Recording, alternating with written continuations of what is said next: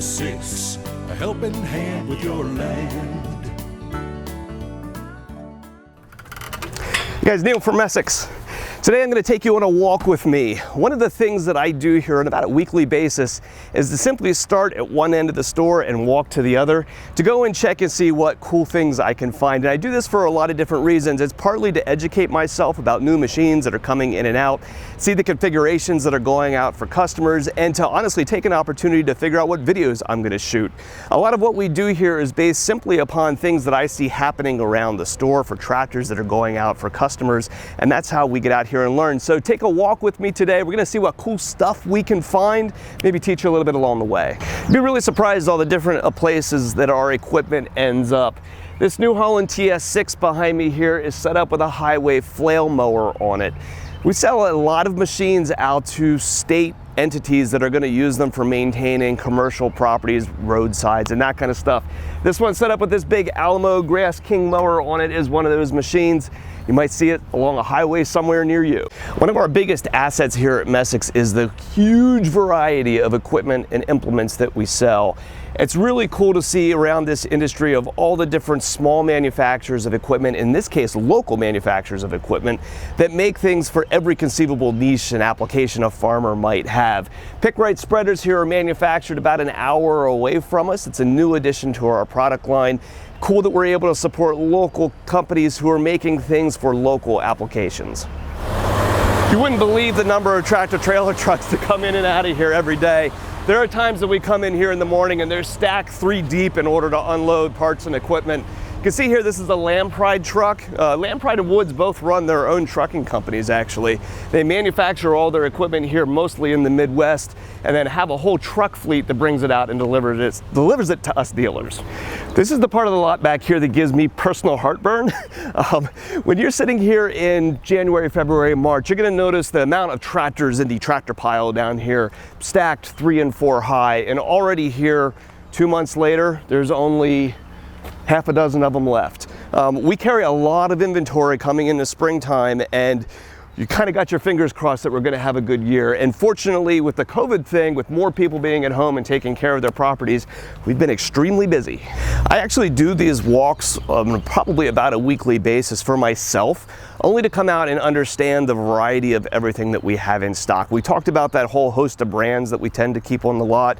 Even something as simple as pallet forks, I need to take a visual of every once in a while to be able to go by and see, what do we have in stock and what makes one set different from the next. So you see down here, you have things like Vernigs with walk-through brick guards on them, Bradcos that are sized with smaller forks for compact tractors, and some really heavy ones over here to go on the wheel loaders and telehandlers.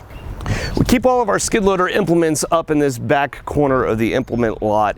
There is always seemingly something new to find down here. Most recently, it's been these open bottom Vernig buckets. They're now coming out with ones geared towards smaller tractors that are really affordably priced. If you're gonna be going out and working through material where you wanna say be collecting rocks and letting the small stuff drop down through the bottom, this kind of bucket is perfect for you. Equipment loads come in on a somewhat regular basis every week or two. Some manufacturers here unloading stuff, so it looks like we just got a New Holland load on it. I would guess that this is probably retailed to somewhere. It's probably another state tractor. Looks like an open station 120 horse machine. Definitely not something you'll commonly see on farms around here. Most guys are going to invest in cabs. These other machines, it looks like, came off. Here's a Power Star and another mid-size New Holland. Tend to come in on big flatbeds and will just show up here in the lot. They'll sit up here until the shop gets a good look at them, and then they'll go down to the row of new equipment for purchase. The other fun trip to take through here is in the done lot, the completed tractors that are going out to owners. And this is generally where you'll find some of those unique customizations and configurations that we do to really make a tractor right for somebody's application. In this case, it's weights on top of weights. We do a lot of ballasting talk on this channel. It is important, and you'll see here, this tractor has the Kubota cast disc rims in it to give this tractor ballast, but this guy wants to push that even further and has added an additional stack of iron weights on top of that already. So between those cast discs and the added weights right here, you're probably looking at about 800 pounds a side, 1,600 pounds of ballast to really let this tractor manipulate some heavy loads. I'm not strong enough to pull this heavy piece out and show it to you, but it is cool.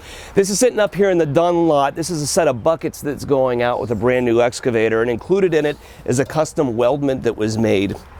This is a grabbing claw from Workbrow to go on the end of a Kubota excavator, and you'd use something like this to get in and say tear out the roots on a stump, or have some fingers to reach out and manipulate something in a landscape. It can make the machine more versatile than simply having buckets on the end to dig with. It's cool to have companies like this in our arsenal, right? When it comes up with these unique situations, we've got the tool set to be able to put this stuff together to make your machine more productive. A lot of the inspiration for the videos that we do actually comes from this lot. It's usually by me walking around and finding the specifically set up, heavily customized tractors in order to be able to talk about. We don't usually set up equipment in order to make videos. We look for the good opportunities, and the machine like this is a good example of that. So this is a B2650 cab fitted out with a whole backhoe off the rear and a third function kit out the front. A nice full-featured setup for a new owner. Speaking of the backhoe on the cab tractor, this subframe demonstrates something that I think is pretty interesting and important when you're talking about putting backhoes onto tractors. When you have glass on the back of your tractor cab, it often can cause problems for the backhoe because these seats now aren't going to have enough room to fit on the rear end of the machine. They usually extend back in nearly up against the operator's seat in order to keep this rear package as compact as possible. When you put the subframes on these tractors for the cab machines, you're going to need either a longer subframe or one like this that has a spacer in it. This cab tractor gets an additional kit on this setup that adds this additional 8 or 10 inches here on this back mount to move the backhoe back, and then it adds the additional mounting for the seat here to be able to fit behind the cab glass. It's not a setup you'll see every day. When you look at internet advice for buying a tractor, usually you get this comment that you should buy the biggest tractor that you can afford. There's a caveat though that I would put to that, and it's that don't do it at the expense of the implements. Having an implement for a tractor allows it to do another thing well, right? These are fundamentally tool carriers, right? They're machines that are made to have implements to be able to do different chores.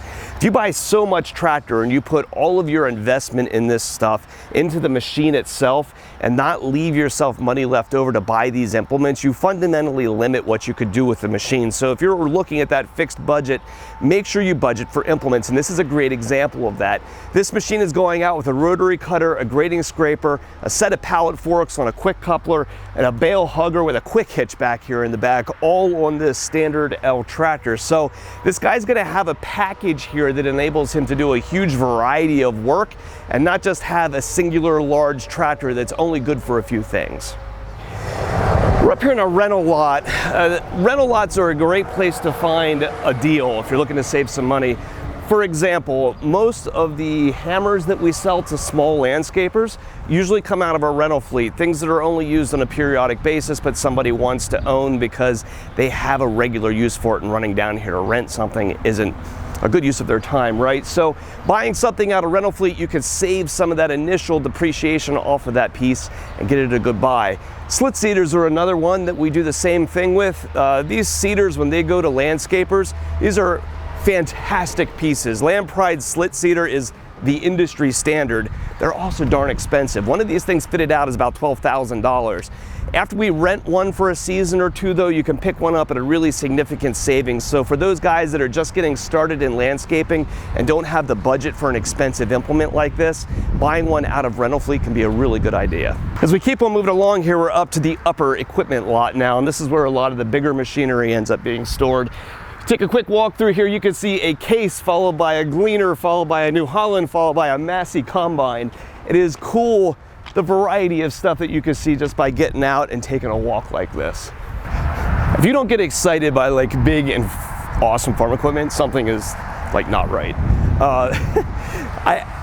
This is a Degelman Pro Till that you can't not look at this thing and just be blown away by the beef and the size of the weldments in a machine like this. This is a piece of speed tillage that's meant to get out and turn that dirt over at high speeds, and my goodness, is that thing a beast.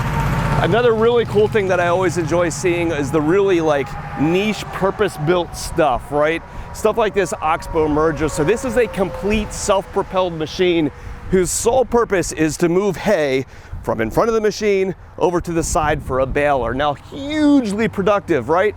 but can you imagine the guys that are out doing the work that it takes in order to make a machine like this work, pay, and be profitable? It is some pretty amazing work that's done out there with this equipment. So full disclosure, when I do these walks, it's not just to go out and find like the cool stuff and understand new product. It's also to look for things like this and try to find the story of why a 30-foot drill is sitting back here in the weeds. So that's a walk through the equipment lot with me today. If you're interested in this kind of stuff or you're local here to us, don't ever hesitate to stop at a dealer and do these kinds of things. We don't hassle people in huge ways when they're out here in the lot. Might ask if you need some help, but by all means, we encourage people to come up here, take your kids, check out the stuff, walk around, see and enjoy this stuff. There is so much cool equipment, machinery, and things for specific applications that are done in this business that it's worth just coming out here and seeing and enjoying. So if you have parts, needs for machines you've already got, you're shopping for a piece of equipment, or have service needs we can help with, give us a call at Messick's. We're available at 800-222-3373 or online at Messicks.com.